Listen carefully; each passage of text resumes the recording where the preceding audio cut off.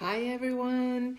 I made a video here on Facebook Live a few weeks ago about subluxations and what subluxations are, because that's the only thing that we take care of in our office, right? We check your spine for subluxations and we correct those subluxations for you so that you can live a healthier and better life.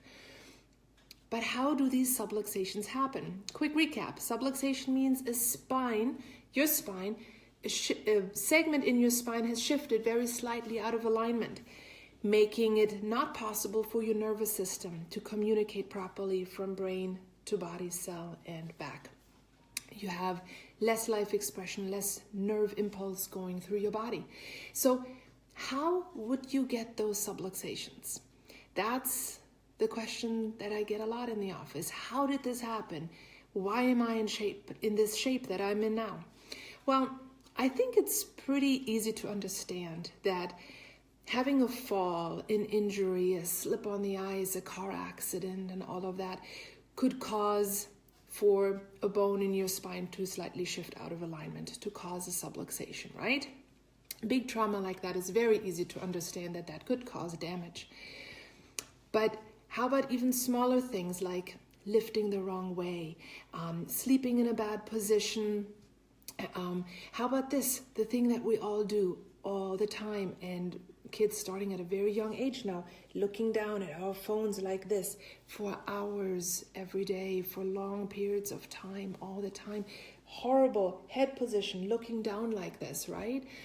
So for being in a bad position for long periods of time also causes stress on your spine, which can cause the bones to shift out of alignment just ever so slightly over time. How early do you think this can happen? Let's talk about childhood. Let's talk about even earlier than childhood. Let's talk about childbirth, all right? During the birth process, there's a lot of trauma, a lot of force that happens when these babies are being delivered, when there's, that traction, when the baby's head is being pulled and often twisted during the delivery process, especially if the baby is not in a great position during the birth process. And we have to use vacuum extraction or forceps extraction, or even C-sections can be very traumatic when the baby is literally lifted by its head out of the womb. So even infants, newborns can have a subluxation already, and that will interfere with their optimal function of their nervous system. And then as a child, how many times did you fall? How many times did you crash with your bicycle into a fence, or you jumped on the trampoline wrong, or you fell out of a tree, or roughhousing with your friends and parents and whatnot? So childhood activities can definitely cause subluxations. And on the outside, all you might see is a scraped knee, but what's happening on the inside? What's happening to your spine? How about those everyday positions, even for kids, sitting on their school bus, sitting in class for how many hours each day, right? And they don't always sit with a perfect posture. No, they're sitting like this and they're sitting like that. When you're sitting for hours and hours each day as an adult, you're sitting in front of the computer with your head forward like this for long periods of time, and then you get up and you're like, oh. Yes, even those positions can cause subluxations in your spine over time, because it's what we call microtrauma, okay? Hey, how about that wallet in your back pocket? Yes, you. Are you having a wallet in your back pocket right now while you're sitting down? Take it out. Put it on the other side. See if you're still comfortable sitting with the wallet on the other side. I guarantee you're not, because your entire pelvis shifts to accommodate that wallet in your back pocket. Take it out. It's subluxating you. All right? Hey, when it's snowing, it loves to do that up here in Pennsylvania. We had a good snowstorm already on Saturday.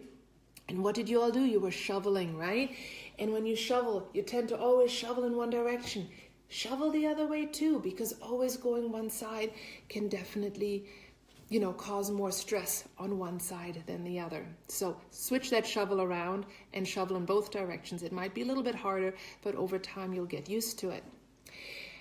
So Subluxations can happen in so many different ways. They literally can happen on a daily basis. I know myself as a chiropractor, I'm standing over the adjusting table and I tend to lean always in the same direction. So guess what? I get my spine checked on a regular basis to make sure I keep my spine healthy and strong. What is it that you do on a daily basis where you're always in the same position? Do you always have your phone tucked here, always on that one side? Do you always drive in your car leaning to the one side? When you're sitting at home relaxing at the end of the day, are you always sitting on the same side of the couch, leaning to one side? Switch sides. Go on the other side as well. At night when you're sleeping, how is your head? Are you like this? Are you like this? Are you laying on your stomach with your head turned like this?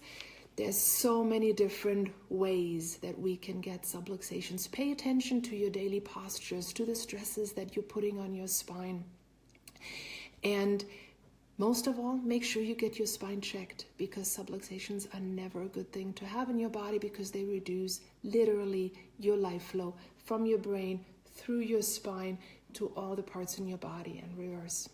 So I hope that cleared it up a little bit, so that one day you wake up and you're like, oh, now I'm in pain. You're not surprised that it's not the last thing you did that caused this, but all the other stuff that's leading up to it, all the other stresses you've been putting on your life, on your body, all life long. It's kind of like the stuff that builds up on your teeth. You clear that off every day, right? You brush your teeth every day. Make sure you do the same thing for your spine. All right. I hope that was interesting for you, and I'll see you at the table, at the office.